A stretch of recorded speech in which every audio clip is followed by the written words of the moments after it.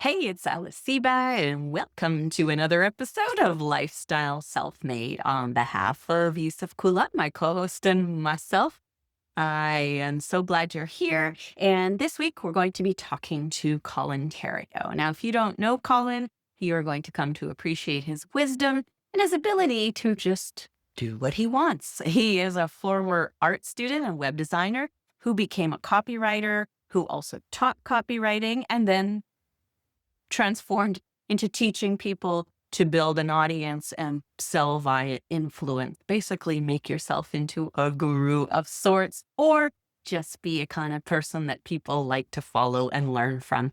And also doing it again completely on your own terms. We talked about being an entrepreneur as a creative person, not forcing things, really seeing and seizing your opportunities. He had some great books, suggestions for us. And also, if you tuned in last week to Debbie Drum's interview, she was a big fan of AI, and I'm like opposite. Colin has more cautionary tale for us and some really good things to consider as well. And as a heads up, we're going to be talking to Ross Goldberg next week. We had a fantastic conversation with this internet marketing veteran whose serious health challenge spurred personal and business transformation. And kind of no matter where you are in life, I think there will be a lot of things that I know I can relate to a lot of what Ross said. And I think everybody can. So before we get into the interview with Colin, just wanted to remind you, if you are looking to get some free marketing advice and classes, we do have those for you at ekithubuniversity.com. There's also a growing community where we can chat about episodes, about anything related to your business and life, all that good stuff. And also, if you don't have the My Lifestyle Self-Made Guidebook, we highly recommend it.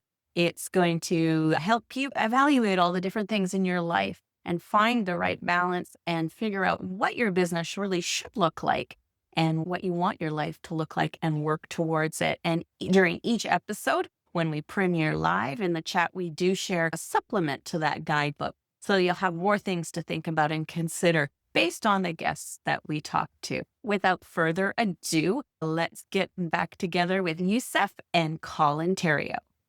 So we have the Reverend Sir, Dr. Sir Colin D. Theriot with us today.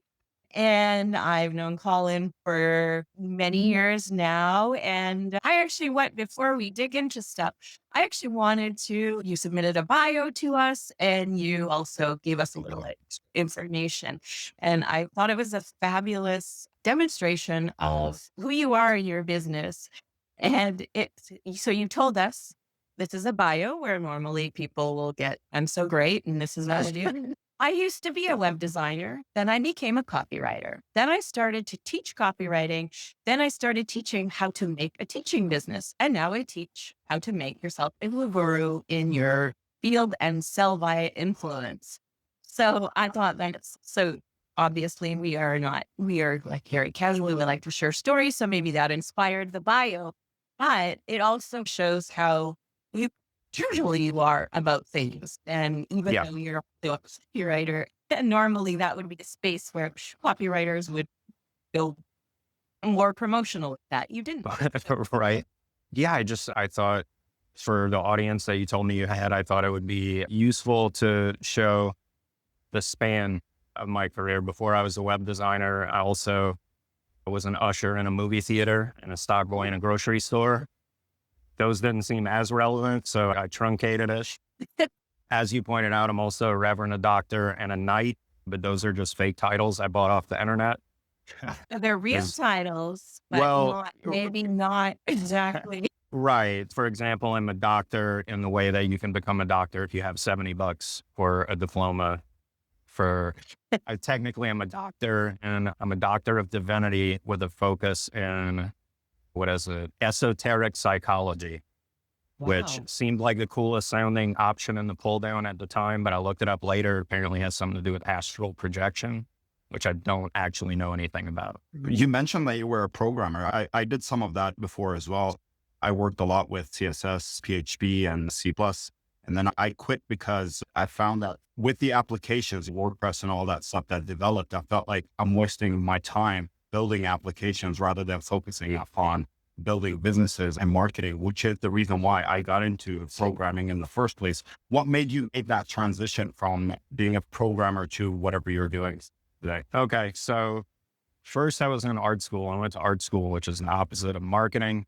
However, the way you get graded in art school is like you do a group critique and you show up with your painting that you did to fulfill the assignment. And then you get to explain to everyone what you did and what your plan was. I didn't know it at the time, but I was learning the art of bullshitting, which is basically due to the artificial constraints of this parochial environment. I was not able to fulfill my true vision, but let me tell it to you now. And then by the end of art school, I think I can get away with this. They won't come and take my diploma or anything, but I was turning in paintings from like previous classes untouched and just giving a different story about why it fit the assignment. Just being smart. Yeah. It made some people mad, but they never tattled on me. So kudos to them for not snitching. So while I was doing that as a campus job, I just told the story yesterday. I was reminded of it. As a campus job, I did the classified section of the school newspaper, and a local company was trying to hire a web designer, and I didn't run the ad, and I replied to it. So I was the only person who applied for the job because I didn't show it to anybody else. But they were looking for like web design for client sites. They were kind of like an agency, I guess you would call it today. So that was my transition from art to graphic design. And then while I was on that job is when I learned, you called it programming. I don't know that I would call it that. It was like no logic, just straight HTML style sheets, but I didn't get the computer to do anything but show you with the web page. So I did that for a while. That carried through my career until I was doing web design at a marketing company, and the copywriter got sick. And I volunteered to help out. And my boss at the time, Andy Jenkins, rest in peace, he said, "Do you like doing this?" And I said, "Well, Andy, it's better than illegally wiring your rental house so we can work from it as a startup." And he said, "Great. So you're hired. You're the chief marketing copywriter now. So get good at it." And then that company had, I guess you would call it a business divorce, where two guys who co-owned it did not like each other anymore and split apart. And in that, I left also. And that's the start of my freelance copywriting career.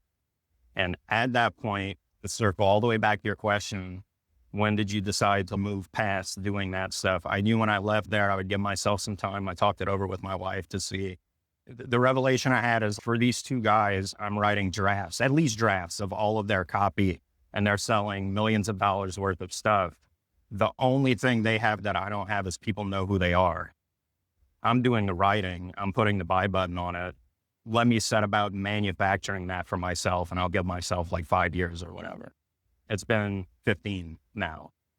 And that's what I set out to do, is like leverage copywriting as a way to turn myself into an influential seller, buy based on my recommendation and not because I wrote a 20-page sales letter or whatever. Yeah. Okay. I love this. It's a great illustration of how casual and I feel like you go with the flow, right? Did you know even that you were going to be any type of entrepreneur? I don't even know if you call yourself. No. Actually, because I think No, I that don't. can say something. Yeah, I consider myself as self-employed, and I've waffled with it over the years, but I consider basically what I live is like the life of an artist. So I work on the things that I want to work on. I have patrons who pay me to create those things by request or recommendation. I mostly make a lot of things that are the things that I feel like I want to make. And they are in the vein of things I've been interested in my whole life.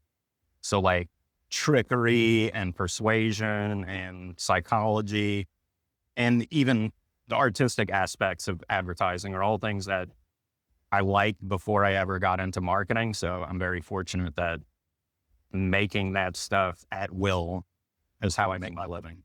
So when you made that transition by accident or whatever you want to call it to going on your own, how was it in the beginning? Was it tough, easy, or did you have any? I was super fortunate and privileged at the beginning of my freelancing career, because I mentioned my boss, Andy Jenkins, who, when he left that company we were at together, it was called Stompernet. He had to do his own thing as well. And I was already his copywriter. Like, I was already writing things in his voice because he had been the voice of the publications in the previous company. So he hired me right away to do his next launch that he had to do because he didn't have a job anymore. Neither did I. We worked together on that. I think it was, I can't remember if he did Video Boss or Kajabi first, but he helped launch the first version of Kajabi at the time. And I helped with writing both of those. But he not only hired me, but referred me out as like the open secret. Now this guy is available. He was the writer for Stompernet.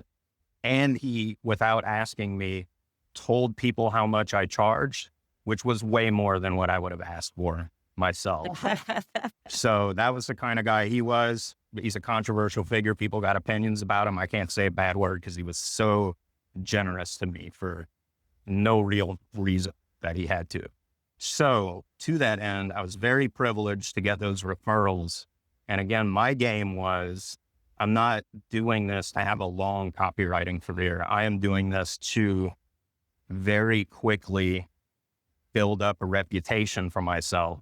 So name recognition. And to that end, I took on projects that I knew I could brag about and people would recognize in the space. And the way I met Alice was through speaking at marketing events.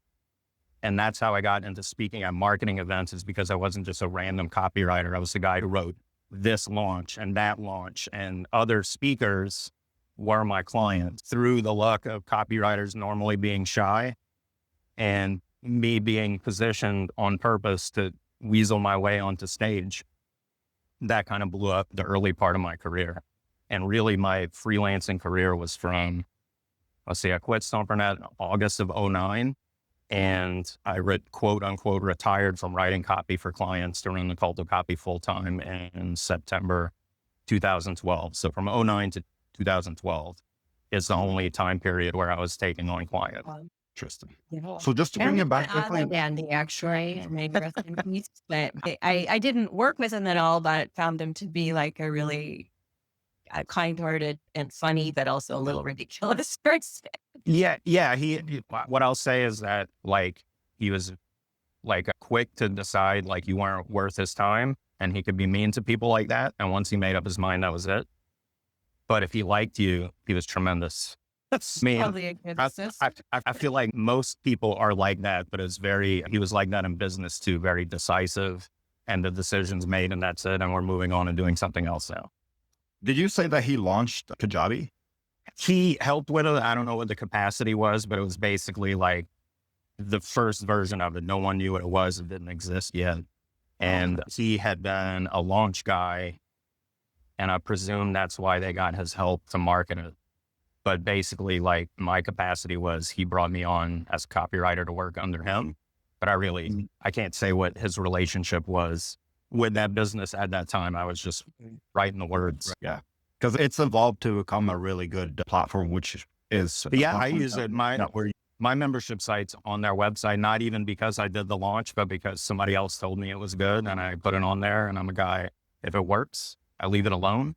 Yeah. And I've never had a single support ticket since 2017 where I paid and I didn't get my login. It's not happened one time, which is all I care about. If you bought it, make it easy for me. And they have. Thumbs up in that regard. So what you're also saying a lot about is connections and stuff. And I think a lot of online business people sometimes fail to build those, even if you're not completely intentional. Some people are very like, oh, I got a network. I got to meet these people. And I think you let it grow organically, but you also still understand the power of connections and leveraging them. Any thoughts on that? Yes, I do have some thoughts on that. In fact, I had a consultation earlier today with an old friend who's been in the business a long time, Bill Marcy. I'm not sure if I'm saying his name, but we've known each other over a decade. But some copywriters may recognize Bill. He's been around a while. But he and I were talking about different ways of selling from a sort of guru position. And there's some people who put themselves on the pedestal. And they're like, you're looking up at me. And then there's some people who I think what you were referring to, Alice, are like just disconnected. They do their thing, they do their service. Maybe they get referrals or word of mouth, but they're never like out there publishing their thoughts or talking about their work or being available to anyone other than if you hired them. And what Adil and I were talking about is this idea of lateral communication, where you publish as though you're talking to your peers, your colleagues, maybe even competitors at what you do, and just basically reporting on your work that you do for people. And what that does to that audience is it puts you among them, but you're giving off signals that make you followable because you're telling people what you're doing and how you're doing it and what the success is, even though you're like, hey, fellow copywriters, here's a copy trick. Not, hey, beginner copywriters, I've been doing this years, buy this from me. Instead, just chatting, talking shop. And what happens is over time, you develop a following that dictates that you are seen as a leader in your field because you have a bunch of people following you. So you must know what you're talking about.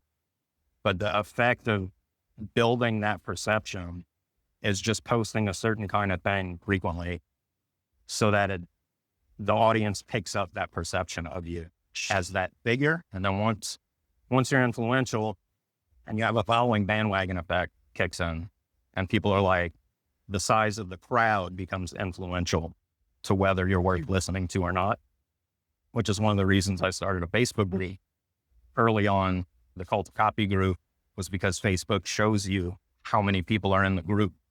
So Alice has seen me give a couple of talks from stage. I would always say this many people in this many months. So 1,000 people in the first month, 10,000 people in the first year, and so on. It was like a slide in the presentation. So instead of me saying, hey, I have a huge audience, no, I grew this group of my peers that has this many people in it. So same thing, demonstrating that I'm being followed, but not declaring myself a leader. Does that make sense? I don't know. I don't even know if that answered your question. Yeah, no, it absolutely does. And I think that I wish that people did realize the importance of connection, not even just the people who follow you, but just people who can promote you, you can work together and do things. And and they connected with people instead of acting like did, they're on an island. Exactly. And I didn't close that gap. Thank you for reminding me of that part of the question. That ability to do that content to your peers about doing relevant work in the space is how I made those connections with the people who were speaking on those stages. Because it wasn't like, hey, hire me as a copywriter. I was like, hey, here's some issues in marketing by business that I'm talking to you about as a peer, instead of I'm a guy you can hire to do this service for you.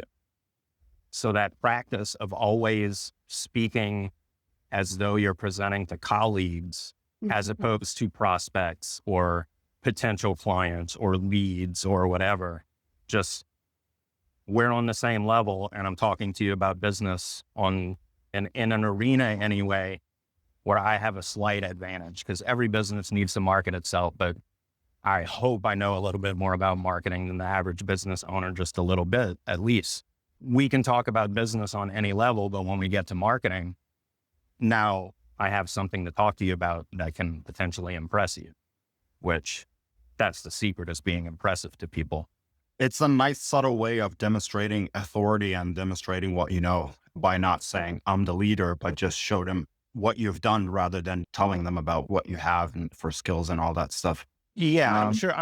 I've heard it said, like some relationship guru in an entirely different context. I think he was talking about like personal relationship dynamics, but that idea that the person in charge of any relationship is the one who can walk away from it. So if you don't act like you don't need anything from anyone, but you're making offers, it just positions you differently than anyone else that wants something from that person or wants to make sure that person takes something away. Just being there without trying to push or pull on most people is a way to just instantly stand out. Sad to say, but most people treat every relationship as transactional in some way, especially in the business world. So if you enter into a conversation and there's not that push of, hey, here's what I want to talk about, and there's not that pull of, hey, give me this, they love it. And when you say, hey, you got any openings to talk on stage at your next event? They say, yes. So tell us a little bit about the emergence of artificial intelligence and how Whoa. it has impacted copywriting. Okay. So with the caveat that Alice said, I can be myself on this. I think artificial content generators are, like, for lack of a better term, and to point out I'm not a religious person, despite being a reverend. That's just a thing I bought on the internet. I think they're as close to a demonic influence as you can have, because they're not real, but they can convincingly pretend to be real. And there's something very upsetting to me about that, especially when they talk about, oh, we're going to train them to talk to lonely old people so they don't feel sad. Or we're going to train it on your relatives so when they die, you can keep talking to them. There's something, I'm a pretty laid back person, but when I say I find it like disgusting or just, I don't know, like the worst dystopian idea of what you should do with technology, like very dehumanizing. That's interesting too. I saw, like, I was listening to a podcast the other day, and I like the online world. You obviously like it, and you're able to connect with and meet people and do all that. So sometimes, and then a lot of people will say, oh, no, it's not real world. And I'm convinced, yes, it's still the real world. But at the same time, they know, like, from studies that, like, the connections and the talking, or even how we're talking to each other right now is the same connection if we did it in person. And they're trying to that what you're highlighting is they're trying to amplify that in our reliance on the connections that are less meaningful. Yes. And on top of that, the current crop of those generators was built on thievery. So they fed it all of this copyrighted stuff that belongs to living artists, living writers without permission or compensation. And it's apparent in the court cases that they're having in Europe that they basically did the Bizbro thing of, we know it's wrong, but let's make it so big that they have to just give us special permission because there's billions of dollars invested at this point. So basically they're asking special permission to violate copyright and just get away with stealing from these artists and basically making a commercial product from their work without permission or compensation. And just that it's got that very Silicon Valley Bizbro attitude of, I'm going to take it anyway and see if they can stop me if I make it big enough. And once you've got like Microsoft giving you billions of dollars, I'm positive they've done exactly that. Like, they're going to get away with that. The artists are not going to see compensation, and they're going to get probably special permission to do it forever. If you publish anything, they have special rights to feed it into this product of theirs. Yeah. So to me, long answer to your short question, I find these things highly unethical. I find them personally immoral. But as a professional who creates work and makes a living due to the benefits of copyright law, I don't see an ethical use of it for anyone who's a creative professional. I don't want to start a discussion about it or an argument, because I argue until I win, because I don't have a real job, and the way I'll end is you eventually quit. And I do actually have other stuff to do. So I try not to get into arguments about it, but it's a pretty solid position in my head. I can't think of a way around the theft part of it. If they had done it only on public domain works or only on things they had permission on, I might be able to have a different conversation about the viability of it as a useful tool. But that's a huge one for me, is the ethical issue. And then on top of that, they can't figure out how to make it not lie. So the main thing I would use it for, which is research, it can't be relied on to do that accurately. So the usefulness of it goes away for me. And people are like, it writes so fast. And I'm like, I write so fast. Yeah. Yeah. True. Like, I wonder, like, how, like, it doesn't, I don't know, maybe ideas sometimes. Yeah. There's things you can do, but it's not, I don't know. It's one of those things where, like, you can ask it like, hey, give me 10 ideas about this subject. And it could be useful for that. But I don't find it to be more useful or quicker than just searching the web for the same thing. And on top of that, the thing eats energy and clean water like an insane amount. It's like powering 15 phones, charging 15 phones to make any one of these AI generated images. And the amount of clean water it uses to cool all these supercomputers is also seems unethical or even immoral. I don't know. It's just, Yeah, the more we make our lives it's a easier, dark the spot. harder we make them. Yeah. And then also I like it because it's fun. I'm finally getting to the thing where there's a new thing that came out that young people are really into and I hate automatically. So I'm like, I finally get to be like a curmudgeonly old man instead of a young jerk like I was perceived in the early part of my career. So I get to make that transition. I'm the angry traditionalist now, as opposed to like the young guy being like, you're the one that's wrong, old man. So moving out of the world, the virtual world, let's talk about Colin in the real world. Like, All what right. makes you happy? What do you love doing? What has your business afforded you to be able to do with time or money? Yeah, we have a lovely family life. I have 3 sons and a wife, obviously, dog and a cat. Got a nice McMansion in the suburbs, money to play with, money to save. But yeah, it's just been comfortable. I haven't had to work hard in a long time to the point where I don't remember how to do it sometimes.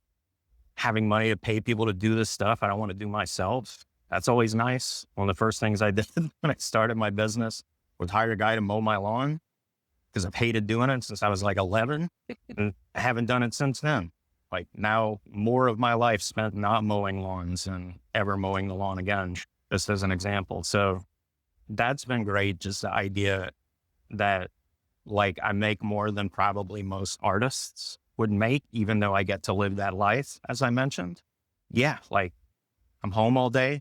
I can go wherever I want to work from.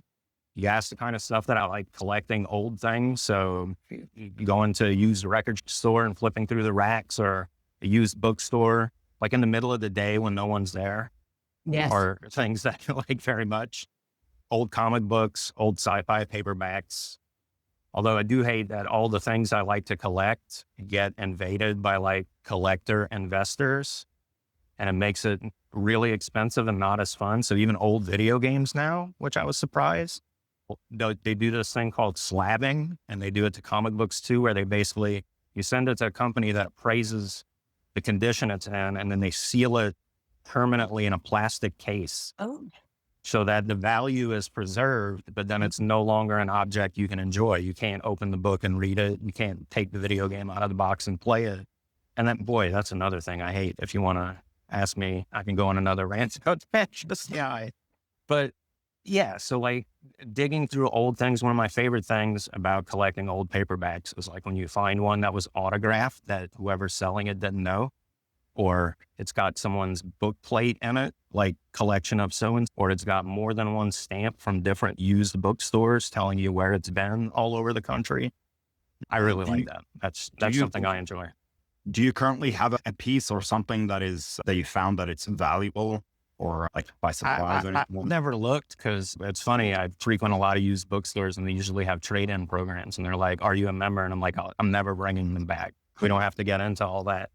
So it's one of those things I've never looked up because I don't intend to sell any of them. But I found, let's see, I don't know if it's valuable, but not long after he died, I found that I've apparently owned an autographed Harlan Ellison paperback for decades. He's one of my favorite writers. I met him in person one time when I was younger.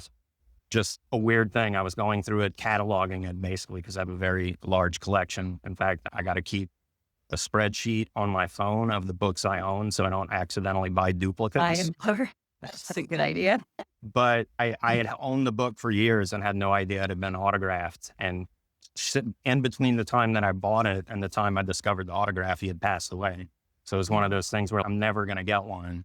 Surprised you owned one the whole time. And then there's a comic book I really called Gru the Wanderer. And it's by this cartoonist, Sergio Aragones. And he signed an issue in a weird way where it's like hidden in the grass. So if you don't know what his signature looks like, it just looks like it's scribbled in there and you can't see it. So I bought that one for just the regular price of the comic book rather than being autographed, because whoever put it in there didn't know it had been autographed. So I bought a little frame for that one to hang in my home office area. Yeah, that's the question I have now. So you're collecting all this stuff. Mhm. Where does it go? Does your wife love this? It used to stay in my office, but due to COVID, I closed up having a separate office from the Right. house because we had kids that did virtual learning and I ran that whole show. So basically, why keep an office that I have to drive to if 4 or 5 days out of the week I'm home until lunchtime every day? All that to say, some of it went into storage, but paperbacks I don't trust in a storage unit. So those now line the walls of our basement, which are basically like library compact shelving. Because in my office, I had a room to display them like normally. And here in the basement, they're like double shelves, like storage style, which I used to work in a library. So like I know how to do it to pack them in tight, but still make them accessible. But Yeah. yeah, it's one of those things where my old office, people would walk in thinking it was a bookstore just by looking through the window. And I'm like, no, these are mine. You can't, you can look and ask me about them, but you cannot buy them from me. Have you ever considered appraising them just out of curiosity, just to find out what the price tag on them would be? No, what I will For tell your you, children, maybe. In the well, future. what I will tell you is what was in my head when I was collecting all this stuff is one of my favorite artists, Boo. I found 2 autographed paperbacks by her in my collection that I didn't know I had, is Andre Norby. She was a librarian before she was a writer. And what she did at the time, like she was big in the science fiction fandom before she became a professional writer. And in fact, she didn't quit her library job until she published like her 24th successful science fiction novel. So she just didn't really see herself as like an author, but rather she was like deep in the fandom, and her collection of all the stuff she had from the time she was a little girl until she retired from being a writer, she made into not really a library or a museum, but if you are a science fiction writer and you wanted to come and study the greats, that's what she had set up. So like she had guest bedrooms and you could come and hang out and read like old pulp magazines that were no longer available in print and just her personal collection. And because she was so influential, people would like mail her the first edition of their book. I read you growing up. Now I'm an author. Here's an autographed copy of my first book. So she had all of this tremendous stuff.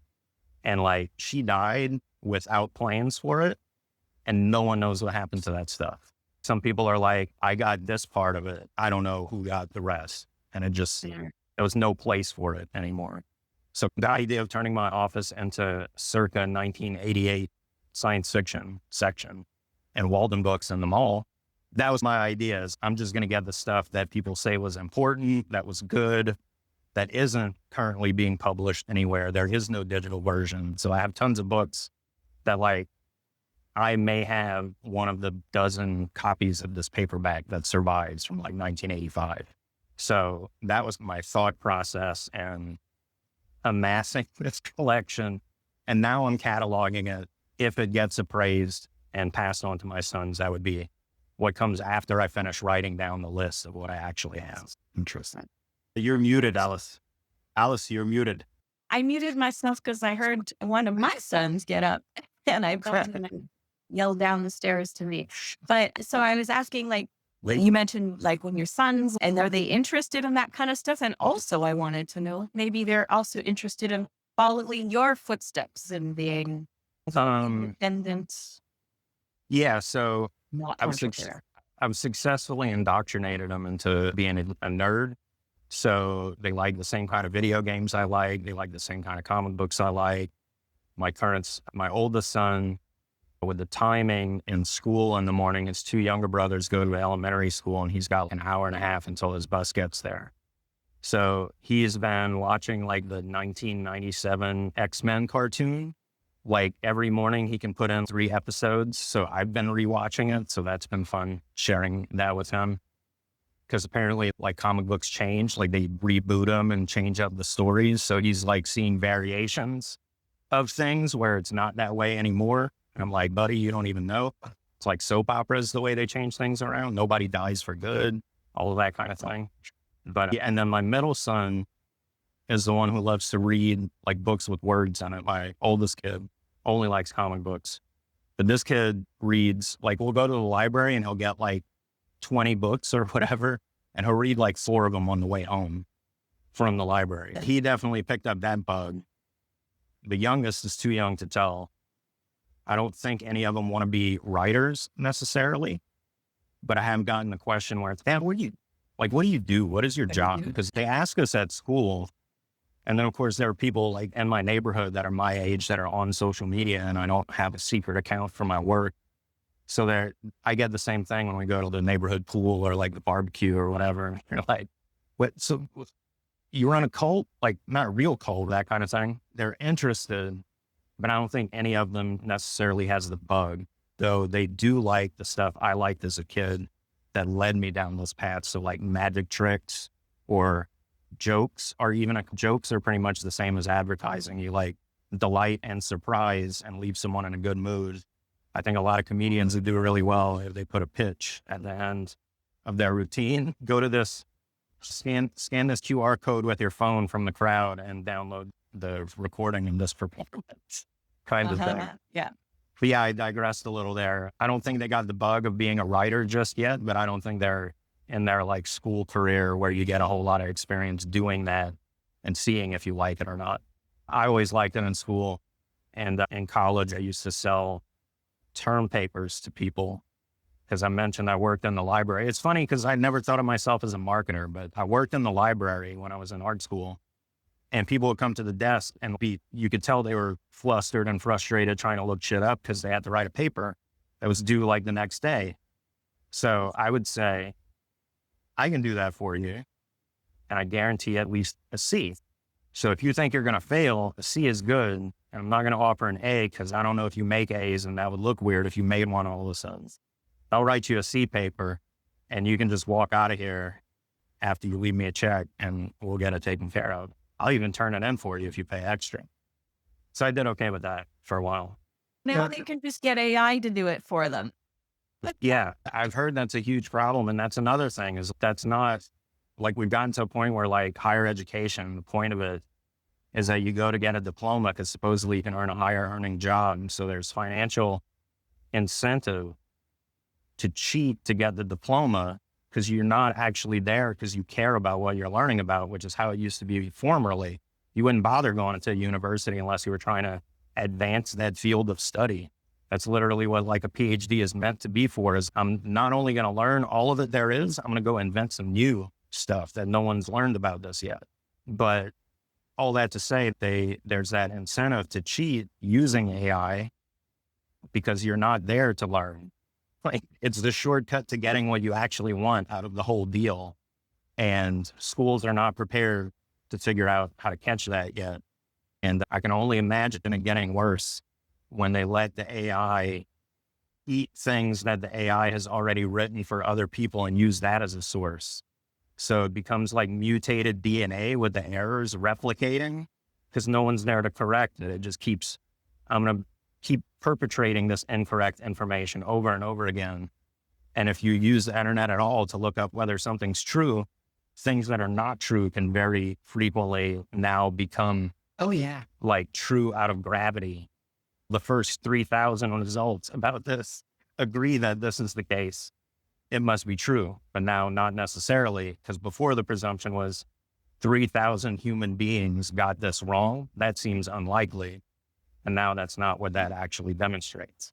I digressed again. I'm sorry. No, that's No, it's very fine. interesting. And This was actually very interesting. Yeah.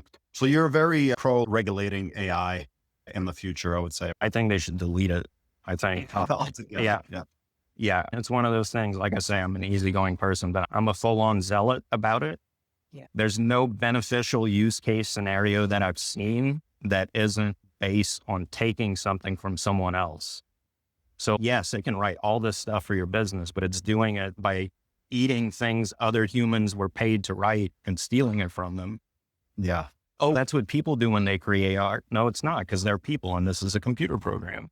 I could go on, but it's one of those things where it not only does it not have a good use case, but technologically, unless there's an advancement in energy, it's not worth the cost to get this thing to try and make 50 pictures of your dog in a Halloween costume or whatever you're trying to get it to do and burn all this power and water to do that rather than just pay an artist to draw it for you first time. So the efficiency of it, people think that they're just hitting a button on their computer because the cost of it, the true cost of it is getting covered by seed money from investors right now because they're hoping it's going to turn into this big profitable thing, but it hasn't done that yet, and it might not. And once those investors quit paying for it, you're not going to be able to hit that button 12 times to say, show me Mickey Mouse eating an increasingly large number of hot dogs or whatever, which is something I've actually done. Your collection. Yes. We actually did. So it's one of those things that I think, like literally, unless there's a breakthrough in energy costs, they're going to run out of money before investors are going to quit dumping money into it because it won't turn into something that turns a profit fast enough. But certainly the amount of subscriptions of people using it to cheat on essays and make weird pictures or whatever, there's no way that's covering the cost. That's why they needed billions from Microsoft. That's why the OpenAI guy he wants trillions of dollars in investing. That's why they need it. Like the cost is huge and right now it's hidden. Yeah. But I think that's what's going to flip in the next few years is the cost. They won't be able to hide the cost anymore. Yeah. I think AI is one of the things that will actually widen the the economic gap between the rich and the poor. And not necessarily the ones that make the software, but it's actually the ones that make use of it, like lawyers, law firms and accounting firms and stuff like that. Because I have people that are like paralegals and accountants that have been recently laid off because of AI, because it does the work that they normally used to do. Yeah. Yeah. And I think now they don't do it anymore. So there's going to be some backlash to that when it's realized that it can't be tweaked the way you want. And there's that problem with it lying and not knowing it's lying because it has it's not alive. It has no concept of what the truth even is. It knows words. It doesn't know if they're true or not. True. And then again, we have that thing where if the models continue to become distorted and they feed the snake its own tail and make it eat things that the AI produced that it got wrong, and then that gets put into its database, it's going to start replicating those errors. And the creators of the software already said they don't know how to fix that part of it. There's no way for them to make it tell the truth. And then because of the way it works, even if you only feed it true things, it will still eventually invent lies. And if you close that loop and feed its own word back to it, then those things start replicating. There's that issue. So I think there's going to be a backlash in a lot of these companies that let people go prematurely and try to replace them with AI. But then on top of that, there's the issue that I think eventually you're going to have, they call it, I forget what they call it. It's a term where the internet's going to get to the point where it's robots talking to robots, eating up all these endless cycles of power and computing. And the thing with computers, they're like cars, they wear out. So like you're blasting all this processing through this process, they're wearing it out. And then eventually you're going to need a new one, or there's actual material wear and tear at the speed and frequency these things operate. And just the monumental cost of it is going to catch up to those businesses where, oh, we let all employees go because AI is free or $20 a month. And then when that VC money is no longer flowing in and they got to charge you what it actually costs to do that kind of processing, it's going to be way more than they were paying those employees. And I don't think companies realize that. It's going to change a lot, but the disaster is not going to come from those people losing their jobs. It's going to come from those businesses realizing, crap, we should never have fired all these people because this is not what we were told it was by these biz bros selling it. It's not going to turn into what they're telling you it's going to turn into. Like I said, unless somebody invents like a portal we can suck free energy out of somehow. I don't think that's going to happen. Yeah, there's going to be like a reckoning, and it's not the reckoning people think is going to happen. That's actually a very interesting perspective into this. I've never looked at it from a creator's perspective, like from an artist's perspective. And it's really actually useful to hear what creators have to say about it, because I believe in what you're saying, like once the VC money dries up, there will be a different subscription cost. And I know it for sure. Because right now it's so cheap to use it. But later on, when the money doesn't flow in, somebody is going to have to subsidize that cost. And it's going to be ultimately the consumer. And it's going to eventually become maybe more expensive for. And what's going to happen is basically the trick that it's good at doing now, pretending to be people based on these huge data sets. That's what makes it useful. But you go back to that thing of how it keeps lying. You already had a case where a guy is suing a car dealership because he got the AI chatbot to sell him a car for $1 and make the deal in a way that if a person, like if a salesperson who worked at that company had made that deal, he sent him the paperwork. So like the deal is done and they're like, it's a robot. And they're like, but you gave it this job. It put you in this legal predicament. So that has yet to weigh out. And then they had another one where it was an airline and the person had to buy a flight. It was like a sudden death in the family. And it was something about their refund policy on bereavement rates. And the AI chatbot lied to the customer and saying, don't worry, do it this way and you'll get refunded. But that's actually against the airline's policy. And the airline's trying to say, we're not responsible for that. And they're like, if it was a person who worked for you, you would be.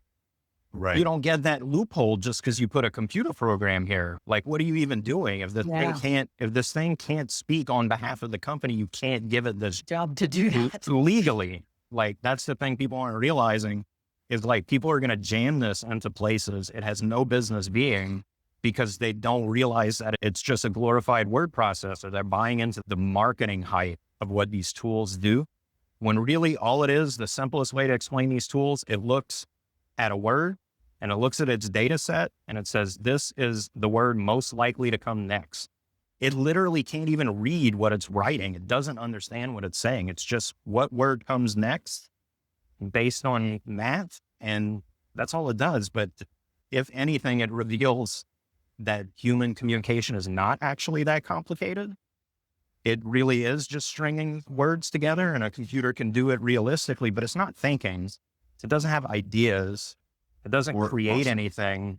It's just gluing things together. And currently, like you said, the things it's gluing together were stolen from other people. That if you had asked permission or compensated, again, that's a hidden cost.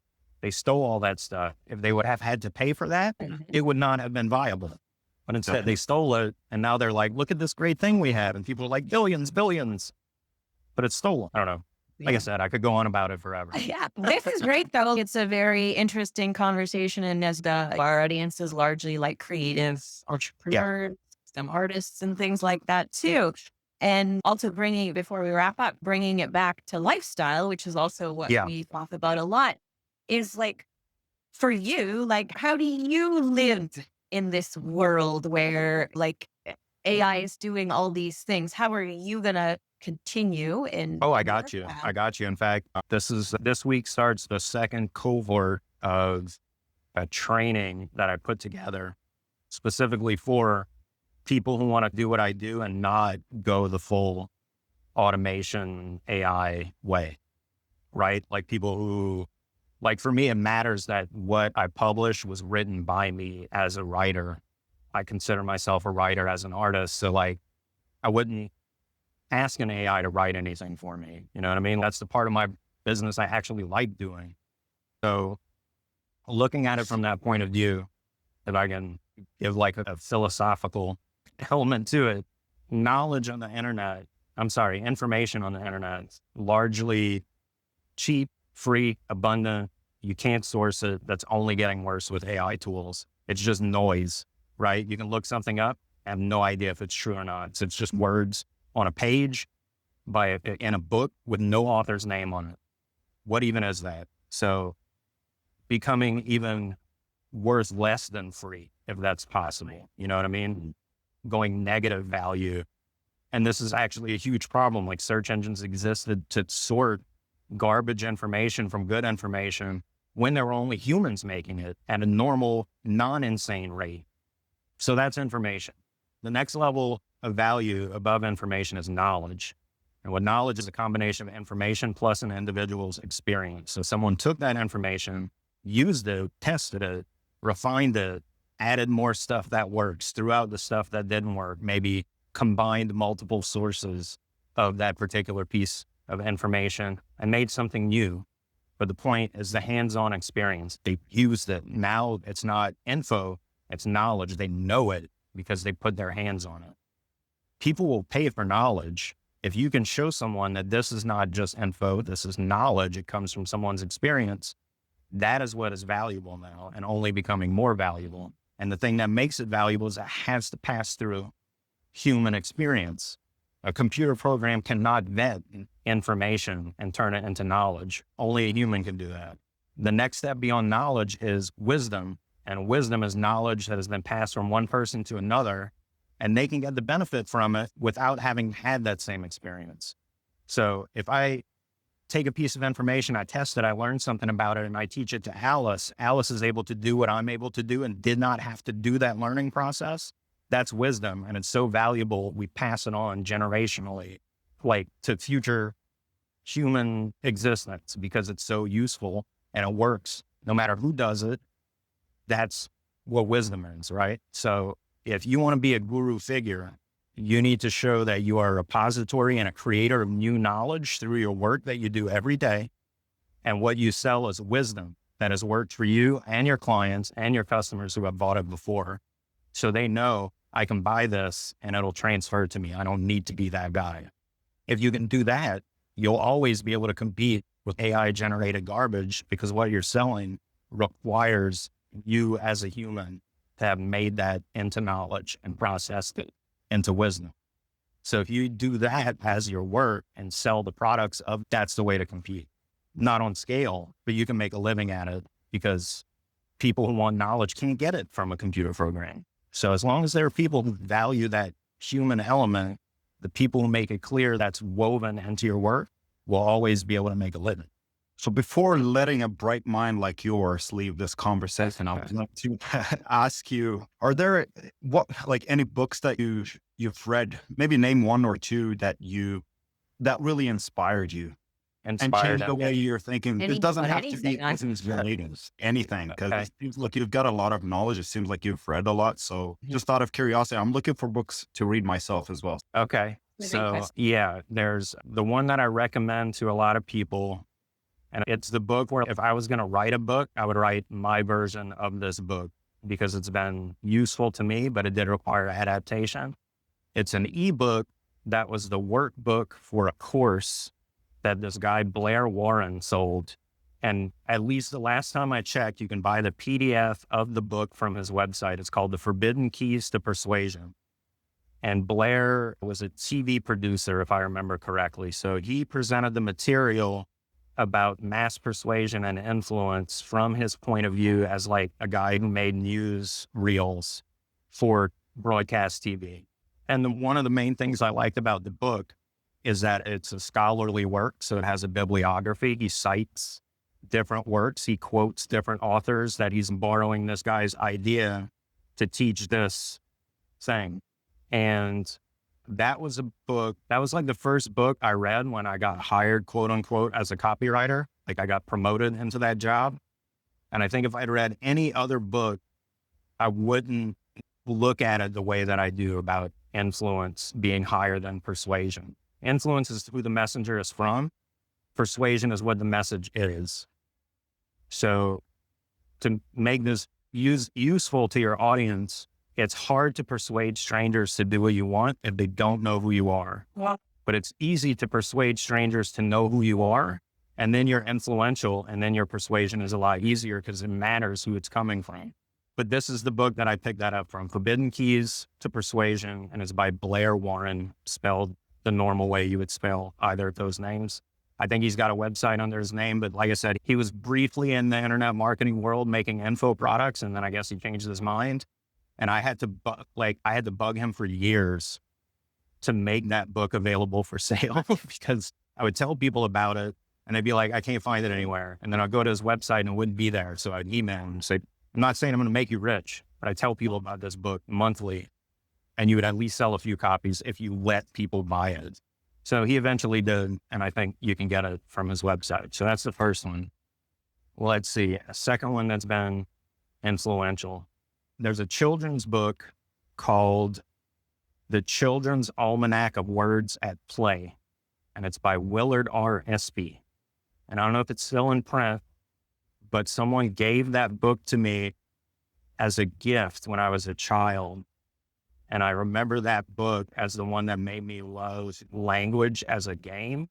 So it teaches you what alliteration is. It teaches you different rhyme schemes. It talks about like spoonerisms and palindromes and all these tricksy things with words that just gave me a love of playing with words. Cause I don't like to write the way, I guess, when novelists describe how they like sit down to write. That seems so boring to me. That's not what I'm doing when I do it. But that book is what I remember being a kid and being like, this is fun to do, to play with words and twist them around and trick people with them. So that's a good one if you can find it. And then let's see, the rule of three, I got to give you a third. It can't just be two. Okay. Let's say, so there's this book called Understanding Comics, and it's by Scott McCloud. And he is himself a comic book writer and artist. And what he meant it to be is a book about how the medium of comics works, being a hybrid of image and word that creates something that gets a sum that's greater than a whole that's greater than the sum of its parts. So he has lessons on things like if you see a person who is scared, and then you see a word that says bang, and then you see a nighttime sky with birds flying off. You would see those three images and you might make a whole story up in your head like a person got shot. That's not in the picture. You made that part up in the gaps in between those pictures. So in that way, he teaches about how comics is a medium that requires the audience to invent parts of it using themselves, which, as you might guess, years later, being a persuasive writer, that concept is useful. Because I get you to put yourself into the work, I'm not telling you something from outside. It's a voice from inside you telling you what you should do. So that was a book that was highly influential to me. And it is a comic book itself. It's a graphic novel about the medium of comic books.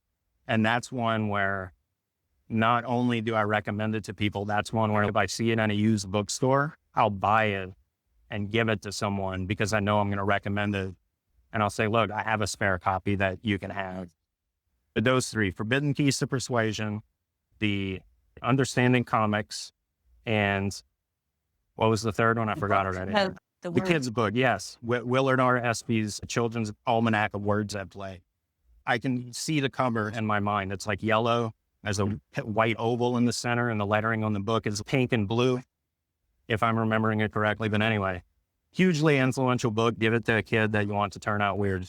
Yeah, for sure. I love that. Thank you very much for sharing those. And you're thinking about books that do make a difference. Like you talk about comic books. I remember I had this big photo. It was like a phone book, a thick book. And that was really, really something you just go to over and over again. And I think that's lost. Yeah, I think in the days, digital age, that kids are like, we used to read the same thing. Get so much out of it, right? Yeah. And one thing I can leave you with, especially tying into this whole idea of a lifestyle business. And we talked about doing content about here's what I'm doing in my work every day and talking to colleagues. That's something I made the connection to comic books early in my career, because consider Batman. No one knows he's Bruce Wayne, right? Like maybe his butler, maybe Robin. The commissioner doesn't know. The criminals don't know. That's a secret. But you, the reader, you're in the inner circle as a 12-year-old kid, all of Batman's secrets. You get to see behind the scenes. You get to see over his shoulder. You get to see when his confidence wavers because you can read his thoughts literally. And that concept of being a person in business who lets the audience in to that degree is one of the ways to become hugely influential. And these comic book characters are like generationally influential at this point. So that perspective of putting your audience as the kid reading the comic books was a big twist for me, where that's what you're doing. They are in on the secret identity.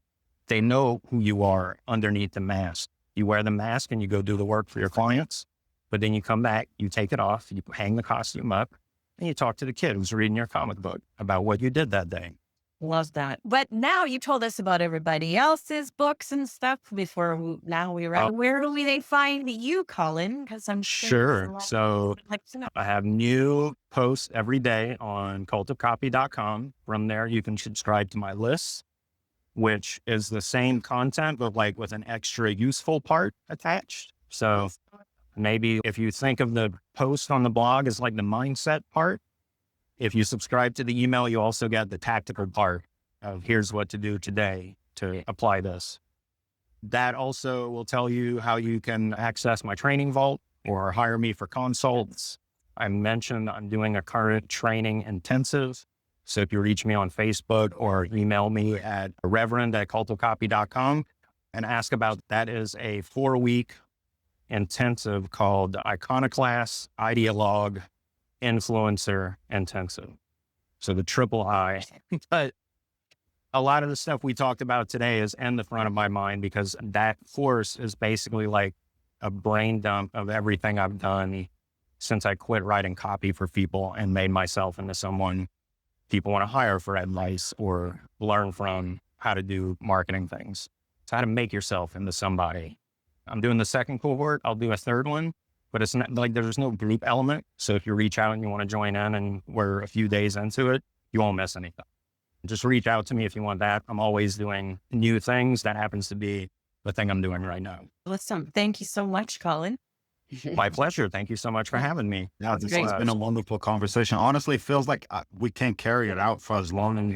We'll save it to some, maybe next time. Yeah, I'll say if you like the kind of things I have to say, I say a lot of things all day long on the internet and they're not hard to find. I told them that you guys need to follow you on Facebook at the very least, because just even your Facebook posts, I'm like, damn, I'm always sharing them in our group too. Like, I don't share people's content, but I'm sharing yours all the time. You know, you might be the one because there's someone who shares my stuff they're sharing it in a place I'm not a member of. So I'll see that it was shared, but it won't tell me where.